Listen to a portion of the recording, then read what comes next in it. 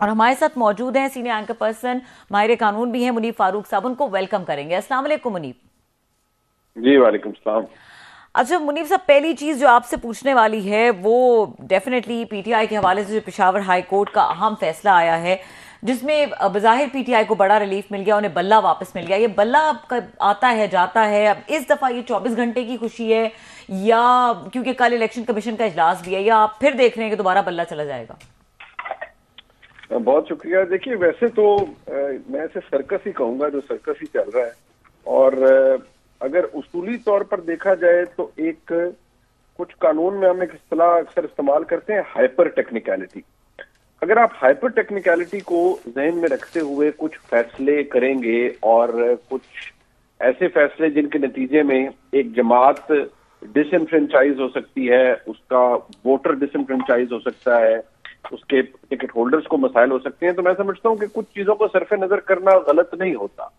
लेकिन क्योंकि election commission का जो मौकफ है वो बड़ा सख्त था और इसमें जो एक आंसर सामने आया वो कुछ ऐसा लग रहा था कि तहरीक इंसाफ बामुकाबला इलेक्शन कमीशन है, वो एक एलिमेंट सामने था। तो उसका मैं यही समझता हूं कि ठीक है, फैसला पेशावर हाई कोर्ट ने दे दिया, लेकिन इस बात को हम इग्नोर नहीं कर सकते कि एक नरमी का रवैया पाकिस्तान तहरीक इंसाफ के लिए पेशावर हाई कोर्ट में मौजूद है, पहले भी था और अब भी है। और इस फैसले के अंदर जो जज साहिबान ने कुछ रिमार्क्स पास किए, कुछ जो गुफ्तगू की, उससे अंदाजा होता है कि पाकिस्तान तहरीक इंसाफ की लाइकिंग वहां पर मौजूद है। वो कि जज साहिबान को बहुत एहतियात करनी चाहिए रिमार्क्स पास करते हुए, लेकिन चले हो गया। अब इलेक्शन कमीशन अगर देखा जाए तो या तो इस मामले को यही रोक देगा, लेकिन मुझे लगता है कि इलेक्शन कमीशन अगर सुप्रीम कोर्ट जाएगा तो वो फिर आप समझिए कि एक वो, मैं दोबारा कहूंगा, वो एक सर्कस सा शुरू हो जाएगा। दिन गुजरते जा रहे हैं, अगर सुप्रीम कोर्ट इस फैसले को के खिलाफ हुक्म इम्तना दे देता है, जो कि मैं नहीं समझता कि देना चाहिए, लेकिन अगर दे देता है और इलेक्शन कमीशन को मौका देता है कि ठीक है जी आप अपना केस साबित करें कि आपने बिल्कुल दुरुस्त तरीके से कानून की एप्लीकेशन की है, तो फिर एक गैर यकीनी किसी कैफियत तो बढ़ेगी। लेकिन मैं आपको इतना बता दूं कि आज के फैसले के बाद गैर यकीनी या अदम इस्तेहकाम ज्यादा बढ़ने के चांसेस हैं। उसकी वजह यह है कि in larger scheme of things जिस तरह से मामलात चल रहे होते हैं या चल रहे थे, और जो कुछ मुक्तदरा जिसे हम एस्टेब्लिशमेंट कहते हैं, जो उनकी सोच है, जो मामलात चल रहे थे, ऐसी सूरत हाल में ये रिलीफ जो कि तहरीक इंसाफ को मिला है, ये शायद किसी जगह पर हजम ना हो, या किसी जगह पर इसको वेलकम ना किया जाए, या किसी जगह पर इसको तस्लीम ना किया जाए।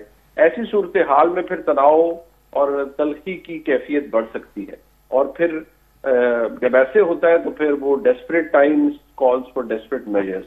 मैं तो इस बात से बिलीव करता हूँ। तो ये मुझे लगता है कि थोड़ा सा अभी कोई नया पटाखे ना बोल जाए बल्ला शेखी। अच्छा मुनीब, जो आपने इशारा किया मुख्तरा की जानिब, लेकिन अगर आप ये देखें कि ये बल्ला वल्नरेबल है सुप्रीम कोर्ट में भी, क्योंकि जिस तरह के बयानात आ रहे हैं पार्टी सोर्सेज के, और शेर अफजल मरवत साहब ने जिस तरह से अदम एतमाद का इजहार किया चीफ जस्टिस पर, तो इन द कॉन्टेक्स्ट ऑफ दो स्टेटमेंट्स एंड दैट इंप्रेशन, आपको नहीं लगता कि बल्ला वल्नरेबल हो जाएगा सुप्रीम कोर्ट में मजीद?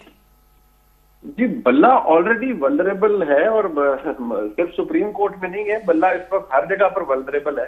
और उसकी वजह इमरान खान साहब की खास तौर पर की गई उन खुसूसी खिदमात का वो वजह बनी है, जो कि इमरान खान साहब ने खुद पेश की है एस्टेब्लिशमेंट को, और जिस तरह से उन्होंने पूरे निजाम को अपने पीछे लगा लिया है। और वो फॉर द राइट नहीं लगाया कि वो कोई हक और सच की जंग नहीं लड़ रहे थे, वो अपनी एक पावर पॉलिटिक्स की गेम खेल रहे थे, और फिर वो पावर पॉलिटिक्स की गेम उन्हें उल्टी पड़ गई।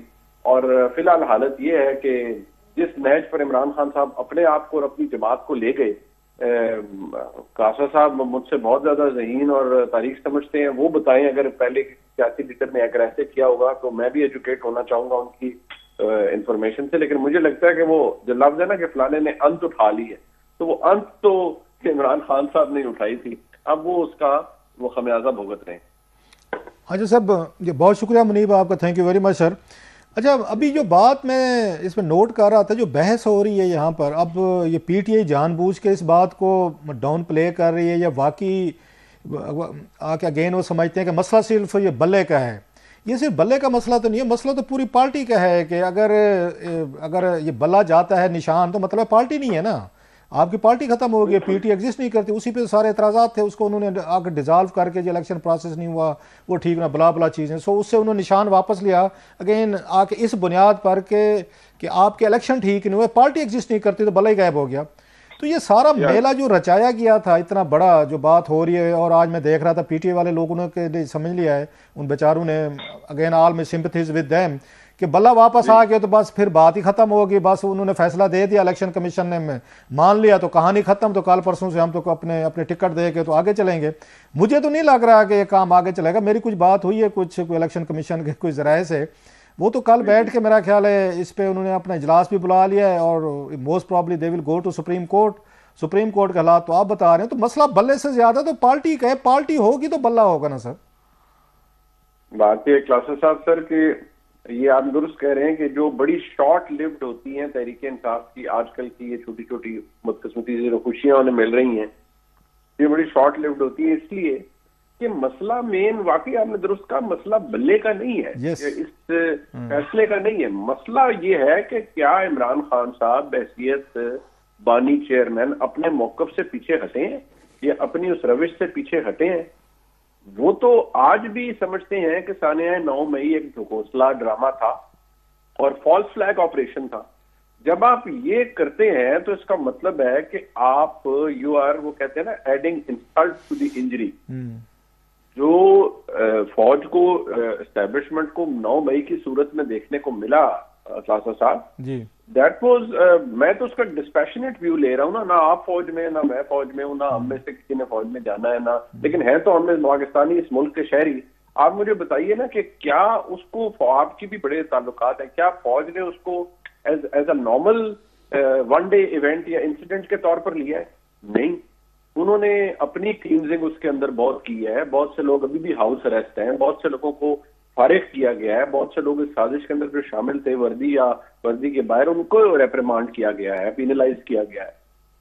तो क्या फौज इस चीज को एक्सेप्ट कर लेगी? वहां तो जो नैरेटिव है या वहां जो सोच है वो क्या है कि पीटीआई को आप 9 मई से अलहदा नहीं कर सकते।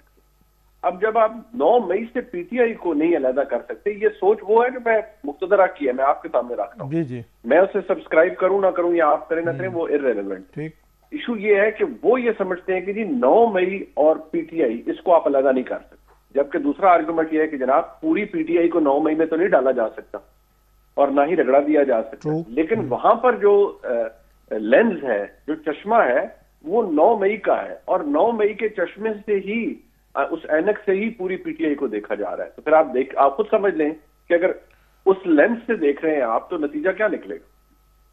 अच्छा सर, ये बड़ा एक कैच 22 सिचुएशन बन चुकी है, पीटीआई के लिए बन चुके। पहले तो प्राउडली साफ जाहिर है उन्होंने ओनरशिप भी दी, खान साहब खुद भी कहते थे जी मुझे वो गिरफ्तार करेंगे, रिएक्शन तो आएगा, लोग तो फिर हमले करेंगे, बला बला।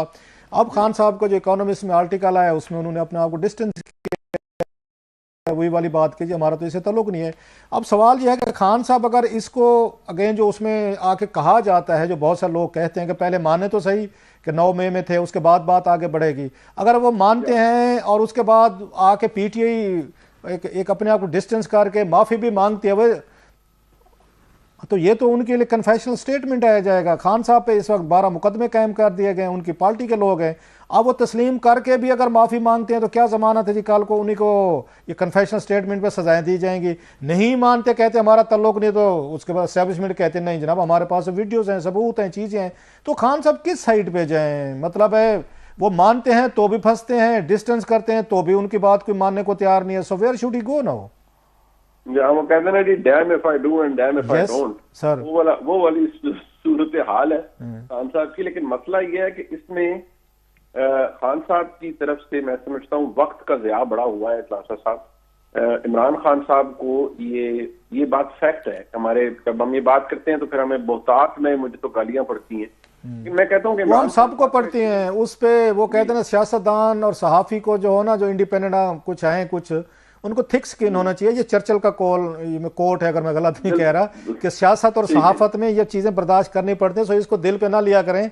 आपसे पहले हमने बड़ा कोई भुगता है, अभी भी भुगते हैं sir, and we never complain. बिल्कुल सर, बिल्कुल सर, लेकिन आपको लाइटर साइड पे कहूंगा सर, आप पुराने चावल हो गए हैं, हम अभी नहीं।